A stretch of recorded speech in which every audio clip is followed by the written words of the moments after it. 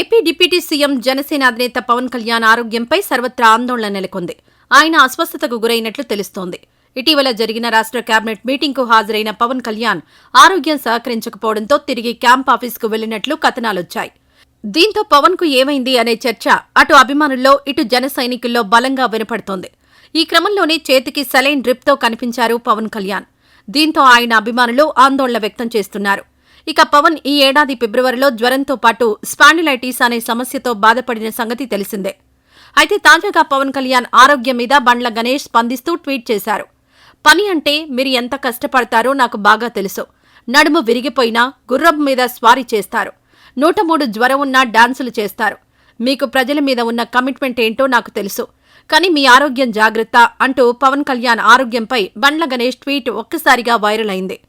బండ్ల tweet Pawan అభిమానుల్ని ఆకట్టుకుంటోంది. దీంతో Pawan fans Bandla Ganesh tweet కు రీట్వీట్స్ చేస్తున్నారు. పవన్ కళ్యాణ్ గెలిచిన తర్వాత డిప్యూటీ సీఎం అయిన తర్వాత మీరు ఆయన్ని మీట్ అయ్యారా? కుదిరితే ఒకసారి ఇప్పుడు కలిసి ఇద్దరిని కలిపి ఒకే ఫ్రేమ్లో చూపించే ప్రయత్నం చేయండి అంటూ అభిమానులు కామెంట్లు చేస్తున్నారు. ఈ కామెంట్స్ నెట్టింటా వైరల్ అవుతున్నాయి. ఇక పవన్ కళ్యాణ్తో బండ్ల గణేష్ గతంలో తీన్మార్ చిత్రం నిర్మించారు. ఆ తర్వాత గబ్బర్ సింగ్ తీసిన సంగతి తెలిసిందే. తీన్మార్ ఫ్లాప్ కావడంతో పిలిచి మళ్లీ గబ్బర్ సింగ్ అవకాశాన్నిచ్చాడు పవన్.